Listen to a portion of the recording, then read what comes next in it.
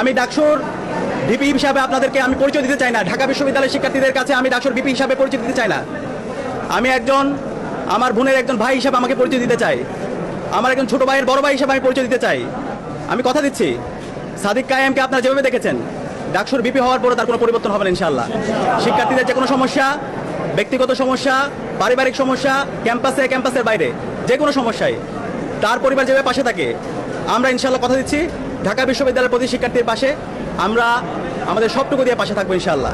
জুলাই বিপ্লব এই ঢাকা বিশ্ববিদ্যালয় থেকে শুরু হয়েছিল এবং সফলতার সাথে আজকে আমরা আজাদি পেয়েছি। এবং এই ঢাকা বিশ্ববিদ্যালয় থেকে আমরা আগামীর বাংলাদেশের একটি চমৎকার গণতান্ত্রিক পরিবেশ নিশ্চিত করার জন্য এই ঢাকা বিশ্ববিদ্যালয় থেকে আমরা সে বার্তা দিব। আমরা একই সাথে শ্রদ্ধার সাথে স্মরণ করছি আমাদের ডাকসু নির্বাচনে গতকাল একজন সাংবাদিক ইন্তেকাল করেছেন এবং অসংখ্য সাংবাদিকরা নির্বাচনের শুরু থেকে শেষ পর্যন্ত তারা যেভাবে রাত দিন এক করে আমাদেরকে সাপোর্ট দিয়েছেন, আমরা সবার প্রতি কৃতজ্ঞতা জ্ঞাপন করছি।